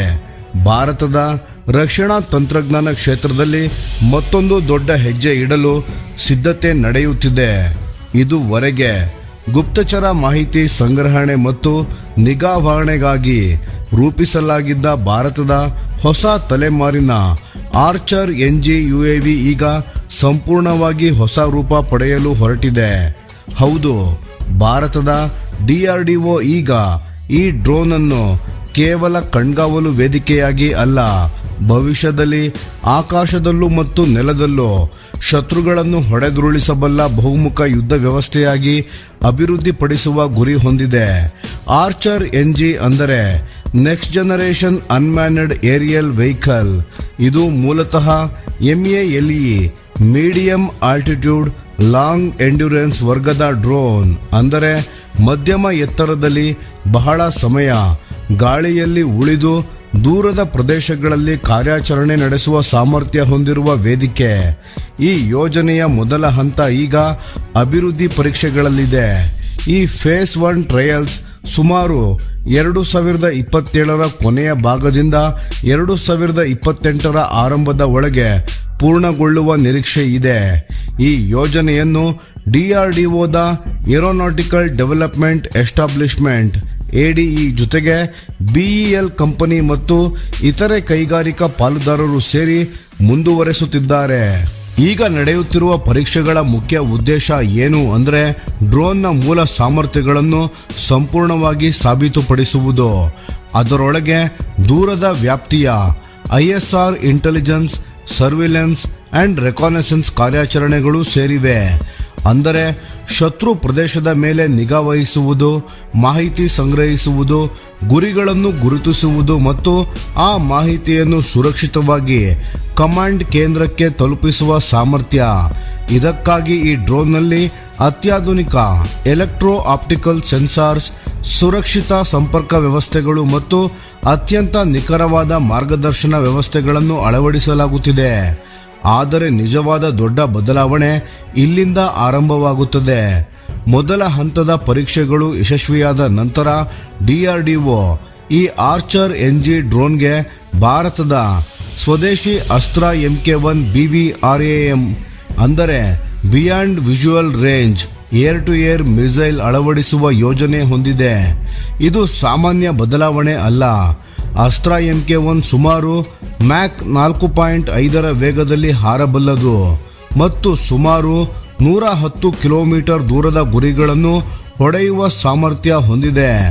ಅಂದರೆ ಶತ್ರುವನ್ನು ಕಣ್ಣಿಗೆ ಕಾಣುವ ಮೊದಲೇ ಹೊಡೆದುರುಳಿಸುವ ಶಕ್ತಿ. ಈ ಕ್ಷಿಪಣಿಯನ್ನು ಆರ್ಚರ್ NGಗೆ ಅಳವಡಿಸಿದರೆ ಈ ಡ್ರೋನ್ ಕೇವಲ ಕಣ್ಗಾವಲು ಅಥವಾ ನೆಲದ ಮೇಲೆ ದಾಳಿ ಮಾಡುವ ಸಾಧನವಾಗಿರುವುದಿಲ್ಲ. ಇದು ನೇರವಾಗಿ ಶತ್ರುಗಳ ಡ್ರೋನ್ಗಳು, ಹೆಲಿಕಾಪ್ಟರ್ಗಳು ಮತ್ತು ಯುದ್ಧ ವಿಮಾನಗಳನ್ನು ಗಾಳಿಯಲ್ಲೇ ಎದುರಿಸಬಲ್ಲ ಯುದ್ಧ ವೇದಿಕೆಯಾಗುತ್ತದೆ. ಒಂದು ಮೇಲ್ MALE ವರ್ಗದ ಡ್ರೋನ್ಗೆ ಬಿಯಾಂಡ್ ವಿಜುವಲ್ ರೇಂಜ್ ಮಿಸೈಲ್ ನೀಡುವುದು ಭಾರತದ ವಾಯುಯುದ್ಧ ತಂತ್ರದಲ್ಲಿ ದೊಡ್ಡ ಬದಲಾವಣೆಯಾಗಿ ಕಾಣಲಾಗುತ್ತಿದೆ. ಈ ವ್ಯವಸ್ಥೆ ಮೂಲಕ ಆರ್ಚರ್ NG ಭವಿಷ್ಯದಲ್ಲಿ ಪ್ರಮುಖ ರಕ್ಷಣಾತ್ಮಕ ಕಾರ್ಯಾಚರಣೆಗಳನ್ನು ನಡೆಸಬಹುದು.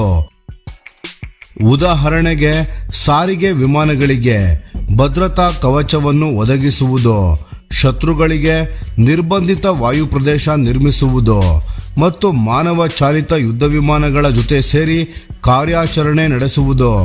ಇದನ್ನು ಯುದ್ಧ ವಿಮಾನಗಳಿಗೆ ಬೆಂಬಲ ನೀಡುವ ನಿಶ್ಶಬ್ದ ಯೋಧ ಎಂದು ಕರೆಯಬಹುದು.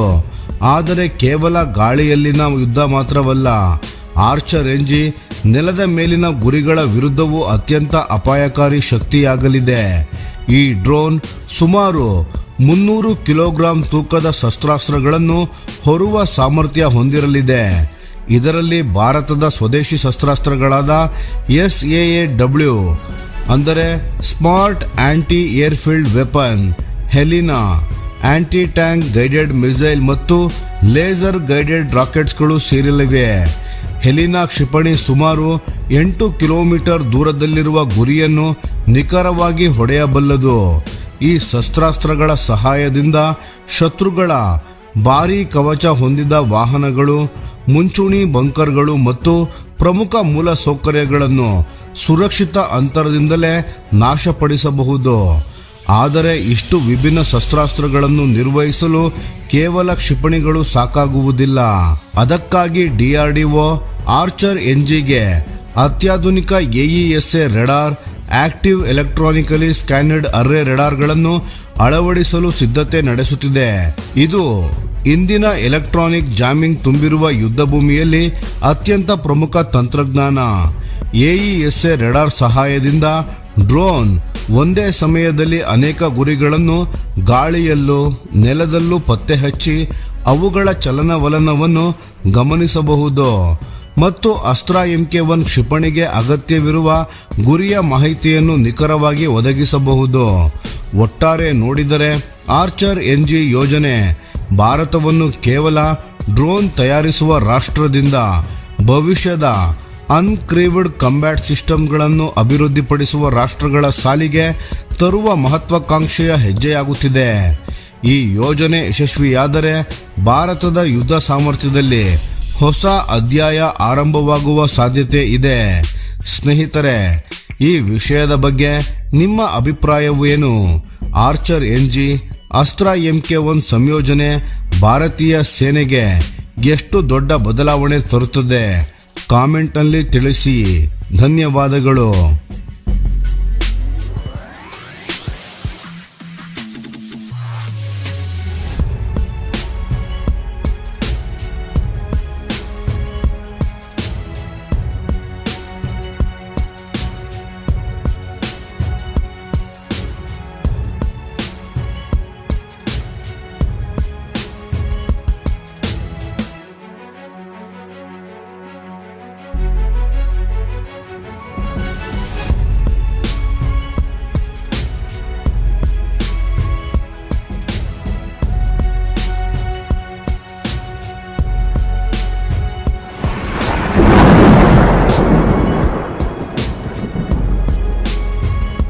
ಈ ವಿಡಿಯೋ ನಿಮಗೆ ಇಷ್ಟವಾಗಿದ್ದರೆ ಲೈಕ್ ಮಾಡಿ ಮತ್ತು ನಮ್ಮ ಚಾನೆಲ್ ಸಬ್ಸ್ಕ್ರೈಬ್ ಮಾಡಿ ಹಾಗೂ ಬೆಲ್ ಐಕಾನ್ ಒತ್ತಿ. ಯಾವ ಅಪ್ಡೇಟ್ಗೂ ಮಿಸ್ ಆಗಬೇಡಿ. ಡಿಫೆನ್ಸ್ ಸುದ್ದಿಗಳನ್ನು ತ್ವರಿತವಾಗಿ ಪಡೆಯಿರಿ. ನಿಮ್ಮ ಬೆಂಬಲವೇ ನಮ್ಮ ಶಕ್ತಿ. ಭಾರತ ಬಲಿಷ್ಠವಾಗಲಿ ಎಂದು ಆಶಿಸುತ್ತಾ ಭಾರತ ಮಾತೆಗೆ ಜೈ. ಧನ್ಯವಾದಗಳು.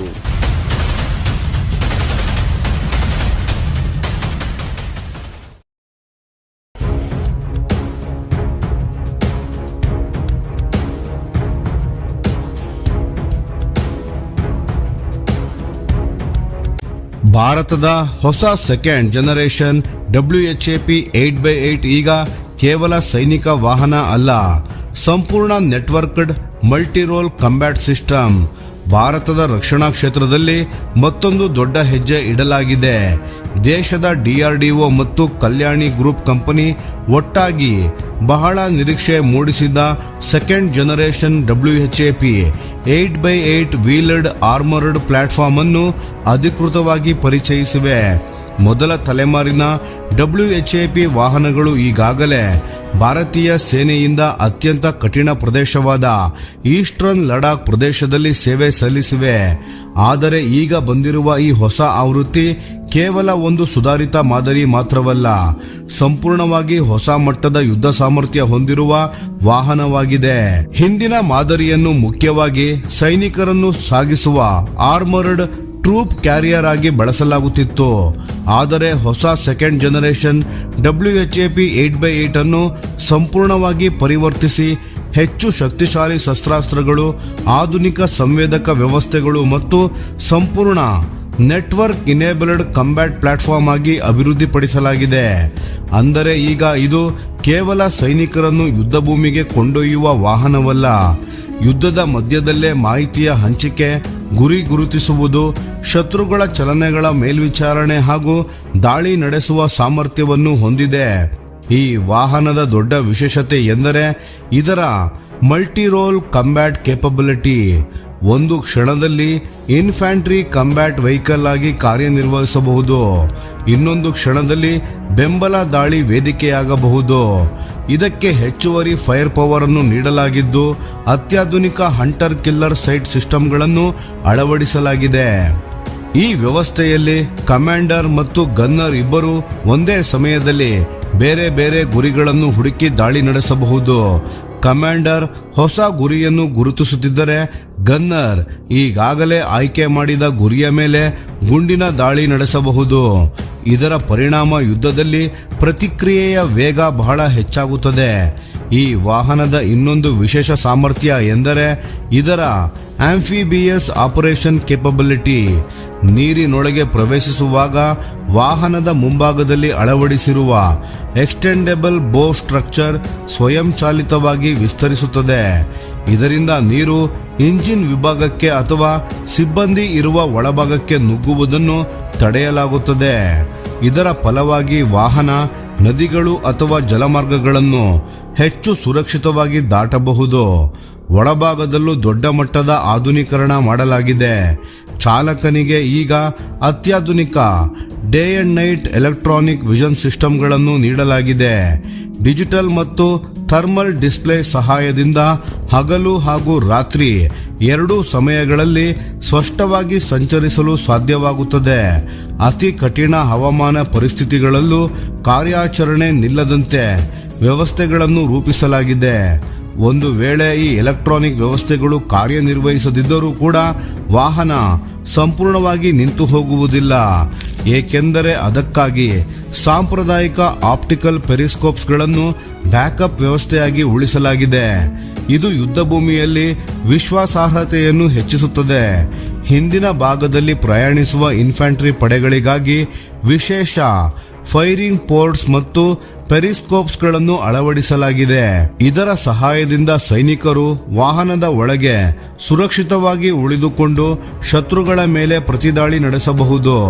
ಇದರ ಜೊತೆಗೆ ಕಮಾಂಡರ್ ಮತ್ತು ಗನ್ನರ್ಗಾಗಿ ಹೊಸ ವಿನ್ಯಾಸದ ಪ್ರತ್ಯೇಕ ಎಮರ್ಜೆನ್ಸಿ ಹ್ಯಾಚಸ್ಗಳನ್ನು ಕೂಡ ನೀಡಲಾಗಿದೆ.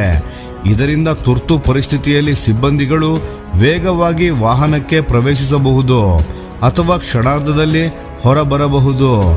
ಒಟ್ಟಾರೆ ನೋಡಿದರೆ ಭಾರತದ ಈ ಹೊಸ ಸೆಕೆಂಡ್ ಜನರೇಷನ್ WHAP 8x8 ಕೇವಲ ಮತ್ತೊಂದು ಆರ್ಮರ್ಡ್ ವೆಹಿಕಲ್ ಅಲ್ಲ.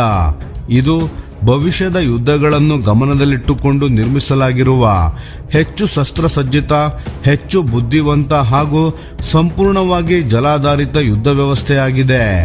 ಭಾರತ ತನ್ನ ಸ್ವದೇಶಿ ರಕ್ಷಣಾ ತಂತ್ರಜ್ಞಾನವನ್ನು ಇನ್ನೊಂದು ಹಂತಕ್ಕೆ ಕೊಂಡೊಯ್ಯುತ್ತಿರುವುದು ಈ ಯೋಜನೆಯ ಮೂಲಕ ಸ್ಪಷ್ಟವಾಗುತ್ತಿದೆ. ಮುಂದಿನ ದಿನಗಳಲ್ಲಿ ಭಾರತೀಯ ಸೇನೆಯ ಯುದ್ಧ ಸಾಮರ್ಥ್ಯವನ್ನು ಹೆಚ್ಚಿಸುವ ಪ್ರಮುಖ ವೇದಿಕೆಗಳಲ್ಲಿ ಇದು ಒಂದಾಗುವ ಸಾಧ್ಯತೆ ತುಂಬಾ ಹೆಚ್ಚಾಗಿದೆ. ಸ್ನೇಹಿತರೆ, ಈ ವಿಷಯದ ಬಗ್ಗೆ ನಿಮ್ಮ ಅನಿಸಿಕೆ ಮತ್ತು ಅಭಿಪ್ರಾಯಗಳನ್ನು ದಯವಿಟ್ಟು ಕಾಮೆಂಟ್ನಲ್ಲಿ ತಿಳಿಸಿ. ಧನ್ಯವಾದಗಳು.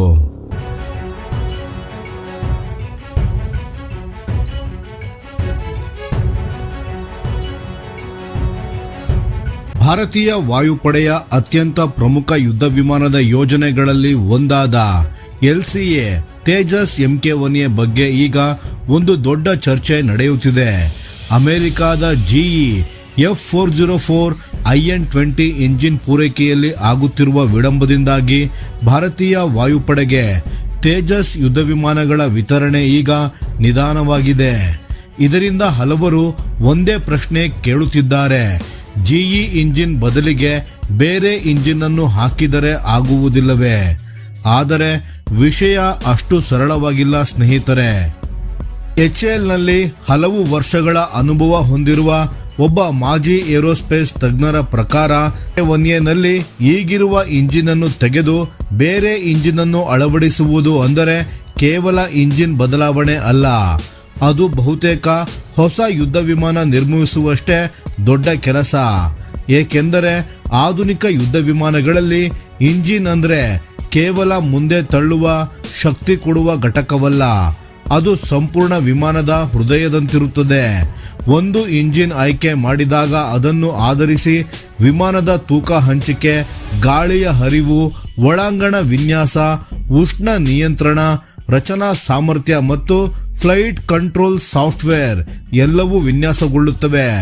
ವಿಶೇಷವಾಗಿ ಫ್ಲೈ ಬೈ ವೈರ್ ಫೈಟರ್ ಆಗಿರುವ ತೇಜಸ್ MK1Aನಲ್ಲಿ ಇಂಜಿನ್ ಬದಲಾವಣೆ ಇನ್ನೂ ಸಂಕೀರ್ಣವಾಗುತ್ತದೆ. ಈಗಿನ ತೇಜಸ್ ವಿನ್ಯಾಸವನ್ನು ಸಂಪೂರ್ಣವಾಗಿ GE F404 IN20 ಸುತ್ತ ರೂಪಿಸಲಾಗಿದೆ. ಮೊದಲ ದೊಡ್ಡ ಸಮಸ್ಯೆ ಎಂದರೆ ಏರ್ ಇಂಟೇಕ್ ಸಿಸ್ಟಮ್. ವಿಮಾನದ ಮುಂಭಾಗದಲ್ಲಿರುವ ಏರ್ ಇಂಟೇಕ್ಗಳು ಇಂಜಿನ್ಗೆ ಬೇಕಾದಷ್ಟು ಗಾಳಿಯನ್ನು ಸರಿಯಾದ ಒತ್ತಡದಲ್ಲಿ ಒಳಗೆ ಕಳುಹಿಸುವಂತೆ ನಿಖರವಾಗಿ ರೂಪಿಸಲಾಗಿದೆ. ಒಂದು ವೇಳೆ ಬೇರೆ ಇಂಜಿನ್ ಅನ್ನು ಹಾಕಿದರೆ ಅದು ಬೇರೆ ಪ್ರಮಾಣದಲ್ಲಿ ಗಾಳಿಯನ್ನು ಸೆಳೆಯುತ್ತದೆ.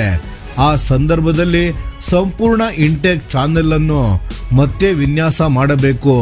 ಹೀಗೆ ಮಾಡದೇ ಇದ್ದರೆ ಏರ್ ಫ್ಲೋ ಅಸ್ತವ್ಯಸ್ತವಾಗಿ ಇಂಜಿನ್ ಸ್ಟಾಲ್ ಆಗುವ ಅಪಾಯವೂ ಇರುತ್ತದೆ. ಇದರ ನಂತರ ಮತ್ತೊಂದು ದೊಡ್ಡ ಬದಲಾವಣೆ ಬರುತ್ತದೆ, ಇಂಜಿನ್ ಮೌಂಟಿಂಗ್ ಸ್ಟ್ರಕ್ಚರ್. ಇಂಜಿನ್ ಅನ್ನು ವಿಮಾನದ ಒಳಗೆ ಹಿಡಿದು ನಿಲ್ಲಿಸುವ ಭಾಗಗಳನ್ನು ಮತ್ತೆ ವಿನ್ಯಾಸಗೊಳಿಸಬೇಕು. ಹೊಸ ಇಂಜಿನ್ನ ತೂಕ, ಕಂಪನ, ಒತ್ತಡ ಮತ್ತು ಉತ್ಪಾದಿಸುವ ಶಕ್ತಿ ಎಲ್ಲವೂ ಬೇರೆ ಆಗಿರುವುದರಿಂದ ಒಳಗಿನ ಸ್ಟ್ರಕ್ಚರಲ್ ಫ್ರೇಮ್ ಕೂಡ ಬದಲಾಗಲೇಬೇಕು. ಅಷ್ಟೇ ಅಲ್ಲ, ಇಂಜಿನ್ನ ಕಾರ್ಯಾಚರಣೆಯನ್ನು ನಿಯಂತ್ರಿಸುವ FADEC full authority digital engine control ವ್ಯವಸ್ಥೆಯನ್ನು ಸಂಪೂರ್ಣವಾಗಿ ಹೊಸದಾಗಿ ಬರೆಯಬೇಕು. ಈ ಸಾಫ್ಟ್ವೇರ್ ವಿಮಾನದ ಮಿಷನ್ ಕಂಪ್ಯೂಟರ್ ಮತ್ತು ಡಿಜಿಟಲ್ ಫ್ಲೈಟ್ ಕಂಟ್ರೋಲ್ ಸಿಸ್ಟಮ್ ಜೊತೆ ನಿಖರವಾಗಿ ಹೊಂದಿಕೆಯಾಗಬೇಕು. ಅದು ಸರಿಯಾಗಿ ಕೆಲಸ ಮಾಡದಿದ್ದರೆ ವಿಮಾನದ ಸುರಕ್ಷತೆಗೂ ಅಪಾಯ ಉಂಟಾಗಬಹುದು. ಇನ್ನು ವಿಮಾನದ ಹಿಂಭಾಗದಲ್ಲೂ ದೊಡ್ಡ ಬದಲಾವಣೆ ಅಗತ್ಯವಾಗುತ್ತದೆ. ಪ್ರತಿ ಜೆಟ್ ಎಂಜಿನ್ಗೆ ಬೇರೆ ಬೇರೆ ನಾಜಲ್ ಗಾತ್ರ, ಎಕ್ಸಾಸ್ಟ್ ಹೀಟ್ ಮತ್ತು ಥ್ರಸ್ಟ್ ಇರುತ್ತದೆ. ಹೀಗಾಗಿ ರಿಯರ್ ಫ್ಯೂಸಲೇಜ್ ಅನ್ನು ಮತ್ತೆ ವಿನ್ಯಾಸಗೊಳಿಸಿ ಹೀಟ್ ಶೀಲ್ಡ್ ಹಾಗೂ ಸ್ಟ್ರಕ್ಚರಲ್ ರೀಎನ್ಫೋರ್ಸ್ಮೆಂಟ್ ಸೇರಿಸಬೇಕಾಗುತ್ತದೆ. ಅದರ ಜೊತೆಗೆ ಫ್ಯೂಯಲ್ ಲೈನ್, ಕೂಲಿಂಗ್ ಸಿಸ್ಟಮ್ ಮತ್ತು ಟೆಂಪರೇಚರ್ ಮ್ಯಾನೇಜ್ಮೆಂಟ್ ವ್ಯವಸ್ಥೆಗಳನ್ನು ಬದಲಾಯಿಸಬೇಕಾಗುತ್ತದೆ.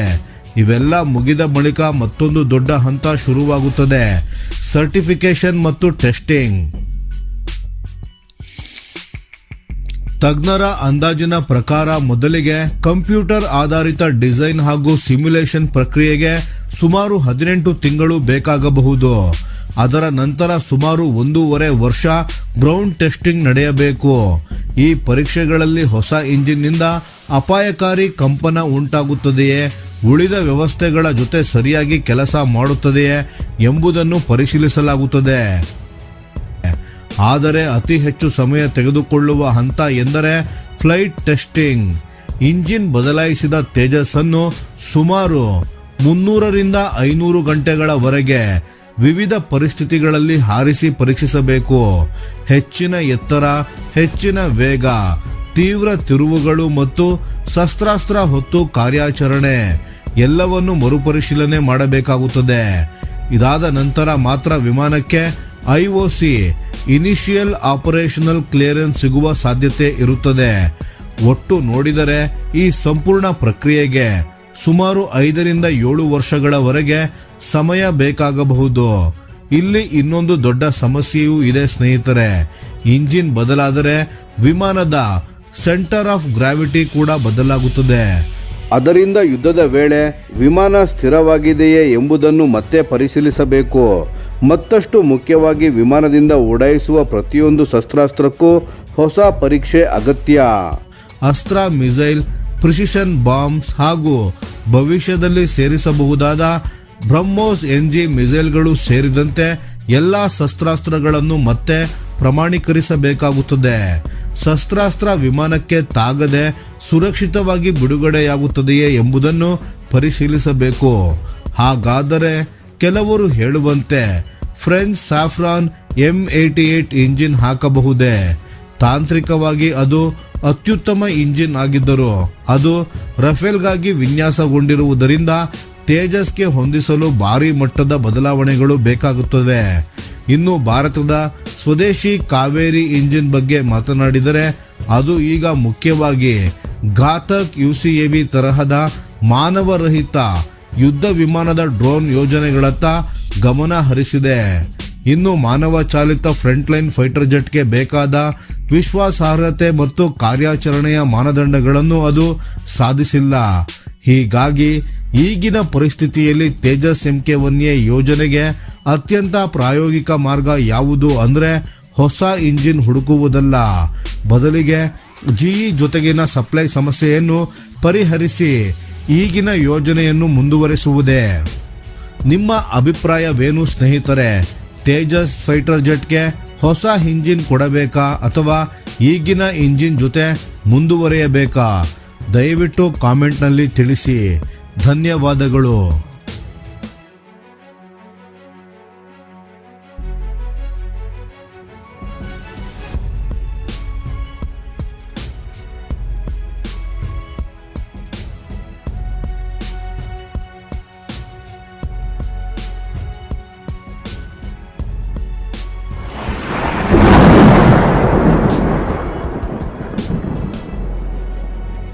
ಈ ವಿಡಿಯೋ ನಿಮಗೆ ಇಷ್ಟವಾಗಿದ್ದರೆ ಲೈಕ್ ಮಾಡಿ ಮತ್ತು ನಮ್ಮ ಚಾನೆಲನ್ನು ಸಬ್ಸ್ಕ್ರೈಬ್ ಮಾಡಿ ಹಾಗೂ ಬೆಲ್ ಐಕಾನ್ ಒತ್ತಿ.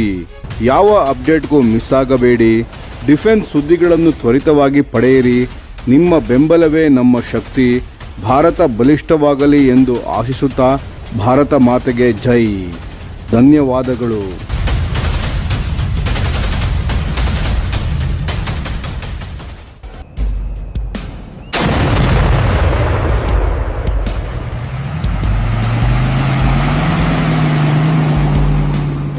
ಭಾರತದ ಜೊರಾವರ್ ಲೈಟ್ ಟ್ಯಾಂಕ್ ಬಗ್ಗೆ ನೀವು ಈಗಾಗಲೇ ಕೇಳಿರಬಹುದು. ಆದರೆ ಈ ಒಂದು ಟ್ಯಾಂಕ್ ಇಂದು ಕೇವಲ ಒಂದು ಶಸ್ತ್ರಾಸ್ತ್ರವಾಗಿ ಉಳಿದಿಲ್ಲ. ಇದು ಇಡೀ ಒಂದು ಕಂಬ್ಯಾಟ್ ವೆಹಿಕಲ್ ಫ್ಯಾಮಿಲಿಯಾಗಿ ರೂಪಾಂತರಗೊಳ್ಳುತ್ತಿದೆ. ಹಿಮಾಲಯದ ದುರ್ಗಮ ಪ್ರದೇಶಗಳಲ್ಲಿ ಭಾರತೀಯ ಸೇನೆ ಹೇಗೆ ಹೊಸ ರಕ್ಷಣಾ ಸಾಮರ್ಥ್ಯವನ್ನು ಬೆಳೆಸಿಕೊಳ್ಳುತ್ತಿದೆ ಎಂಬುದನ್ನು ಇಂದು ನಾವು ಸಂಪೂರ್ಣವಾಗಿ ಅರ್ಥ ಮಾಡಿಕೊಳ್ಳೋಣ. ಬನ್ನಿ, ಮೊದಲಿಗೆ ಮಾತನಾಡೋಣ ಜೊರಾವರ್ನ ಏರ್ ಡಿಫೆನ್ಸ್ ವೇರಿಯಂಟ್ನ ಬಗ್ಗೆ.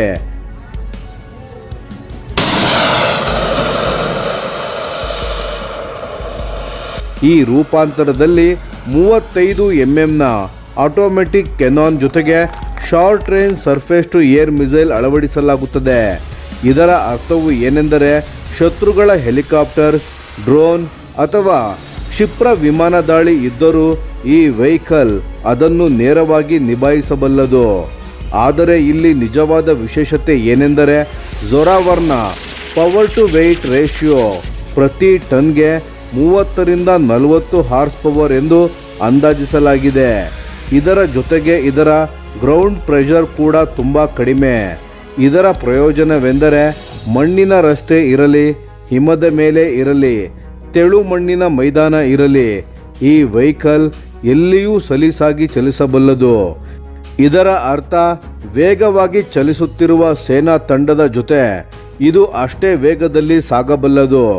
ಕಿರಿದಾದ ಬೆಟ್ಟದ ಹಾದಿಗಳಲ್ಲೂ ಕೂಡ ಈ ಏರ್ ಡಿಫೆನ್ಸ್ ವೇರಿಯಂಟ್ ಸೇನಾ ತಂಡಕ್ಕೆ ಆಕಾಶ ರಕ್ಷಣೆ ನೀಡುತ್ತಾ ಮುನ್ನಡೆಯಬಲ್ಲದು. ಕಮಾಂಡ್ ಅಂಡ್ ರೆಕಾನಸೆನ್ಸ್ ವೇರಿಯಂಟ್ ಇನ್ನು ಎರಡನೇ ಪ್ರಮುಖ ರೂಪಾಂತರ ಕಮಾಂಡ್ ಅಂಡ್ ರೆಕಾನಸೆನ್ಸ್ ವೆಹಿಕಲ್.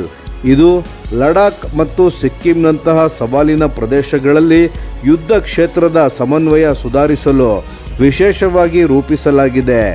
ಈ ವೇರಿಯಂಟ್ನಲ್ಲಿ ಭಾರೀ ಶಸ್ತ್ರಾಸ್ತ್ರಗಳ ಬದಲಿಗೆ ತಂತ್ರಜ್ಞಾನಕ್ಕೆ ಹೆಚ್ಚು ಆದ್ಯತೆ ನೀಡಲಾಗಿದೆ.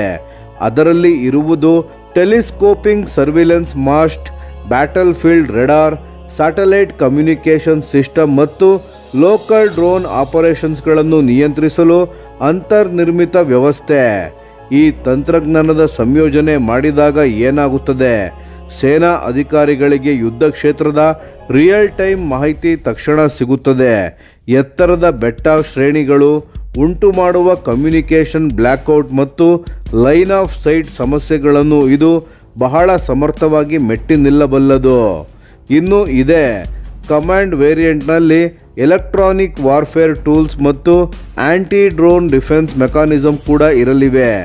ಇದರ ಜಾಮರ್ಸ್ ಮತ್ತು ಇಂಟರ್ಸೆಪ್ಟರ್ಗಳು ಶತ್ರುಗಳ ಸರ್ವಿಲೆನ್ಸ್ ಡ್ರೋನ್ಸ್ ಮತ್ತು ಆಕಾಶ ದಾಳಿಯಿಂದ ನಮ್ಮ ಚಲಿಸುತ್ತಿರುವ ಶಸ್ತ್ರಸಜ್ಜಿತ ತಂಡಗಳನ್ನು ಸಂಪೂರ್ಣವಾಗಿ ರಕ್ಷಿಸಬಲ್ಲವು. ಮೂರನೆಯ ಮಹತ್ವದ ರೂಪಾಂತರ ಹೈ ಆಲ್ಟಿಟ್ಯೂಡ್ ಟ್ರೂಪ್ ಕ್ಯಾರಿಯರ್.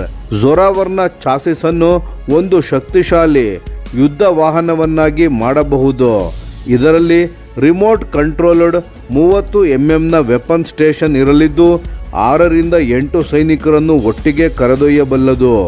ನದಿ ದಾಟುವ ಸ್ಥಳಗಳಲ್ಲಿ ಇರಲಿ, ಬೆಟ್ಟದ ಇಳಿಜಾರುಗಳಲ್ಲಿ ಇರಲಿ, ಚಕ್ರದ ವಾಹನಗಳು ಸಿಲುಕಿಕೊಳ್ಳುವ ಕಡೆ ಇದು ನಿರಾಯಾಸವಾಗಿ ಮುಂದುವರಿಯಬಲ್ಲದು. ಇದು ನಮ್ಮ ಸೈನಿಕರನ್ನು ಕ್ಷಿಪ್ರವಾಗಿ ಮತ್ತು ಸುರಕ್ಷಿತವಾಗಿ ಯಾವುದೇ ಸ್ಥಳಕ್ಕೆ ಬೇಕಾದರೂ ತಲುಪಿಸಬಲ್ಲದು. ಇನ್ನು ಇದೆಲ್ಲದರಲ್ಲಿ ಅತ್ಯಂತ ಮಹತ್ವದ ಅಂಶ ಯಾವುದೆಂದರೆ ಲಾಜಿಸ್ಟಿಕ್ಸ್. ಭಾರತೀಯ ಸೇನೆಗೆ ಈಗ ವಿಭಿನ್ನ ಕಾರ್ಯಗಳಿಗೆ ಬೇರೆ ಬೇರೆ ವಾಹನಗಳ ಅವಶ್ಯಕತೆ ಇರುವುದಿಲ್ಲ. ಒಂದೇ ಝೊರಾವರ್ ಚಾಸಿಸ್ ಆಧಾರದ ಮೇಲೆ ಹಲವು ಬಗೆಯ ಕಂಬ್ಯಾಟ್ ರೋಲ್ಸ್ಗಳನ್ನು ನಿರ್ವಹಿಸಬಹುದು. ಇದರಿಂದ ತರಬೇತಿಯ ಸಮಯ ಕಡಿಮೆ ಆಗುತ್ತದೆ, ಸ್ಪೇರ್ ಪಾರ್ಟ್ ಸಂಗ್ರಹ ಸರಳವಾಗುತ್ತದೆ, ದುರಸ್ತಿ ಕೇಂದ್ರಗಳ ಸಂಕೀರ್ಣತೆ ಕಡಿಮೆ ಆಗುತ್ತದೆ. ಸರಳವಾಗಿ ಹೇಳಬೇಕೆಂದರೆ ಒಂದೇ ವಾಹನ ಕುಟುಂಬ, ಅನೇಕ ಕಾರ್ಯಗಳು. ಇದು LAC ಉದ್ದಕ್ಕೂ ಭಾರತೀಯ ಸೇನೆಯ ಉಪಸ್ಥಿತಿಯನ್ನು ಹೆಚ್ಚು ಚುರುಕಾಗಿ, ಹೆಚ್ಚು ಪ್ರತಿಕ್ರಿಯಾಶೀಲ ಮತ್ತು ಬಲಿಷ್ಠಗೊಳಿಸುತ್ತದೆ. ಸ್ನೇಹಿತರೆ, ಝೊರಾವರ್ ಟ್ಯಾಂಕ್ ಕೇವಲ ಒಂದು ಲೈಟ್ ಟ್ಯಾಂಕ್ ಮಾತ್ರ ಅಲ್ಲ, ಇದು ಹಿಮಾಲಯದ ಯುದ್ಧ ತಂತ್ರಕ್ಕಾಗಿ ಭಾರತ ರೂಪಿಸುತ್ತಿರುವ ಒಂದು ಸಮಗ್ರ ಯೋಜನೆ. ಈ ವಿಡಿಯೋ ನಿಮಗೆ ಉಪಯುಕ್ತ ಎನಿಸಿದರೆ ದಯವಿಟ್ಟು ಕಾಮೆಂಟ್ ಮಾಡಿ ತಿಳಿಸಿ. ಧನ್ಯವಾದಗಳು.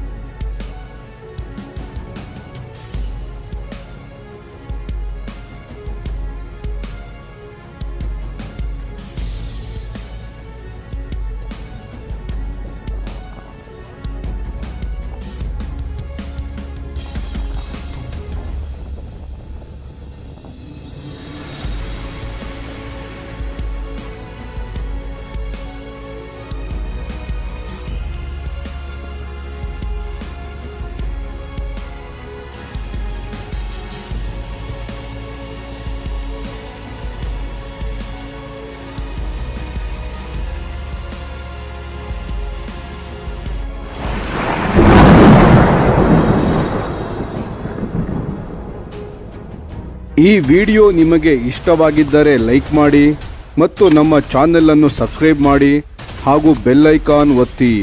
ಯಾವ ಅಪ್ಡೇಟ್ಗೂ ಮಿಸ್ ಆಗಬೇಡಿ. ಡಿಫೆನ್ಸ್ ಸುದ್ದಿಗಳನ್ನು ತ್ವರಿತವಾಗಿ ಪಡೆಯಿರಿ. ನಿಮ್ಮ ಬೆಂಬಲವೇ ನಮ್ಮ ಶಕ್ತಿ. ಭಾರತ ಬಲಿಷ್ಠವಾಗಲಿ ಎಂದು ಆಶಿಸುತ್ತಾ ಭಾರತ ಮಾತೆಗೆ ಜೈ. ಧನ್ಯವಾದಗಳು.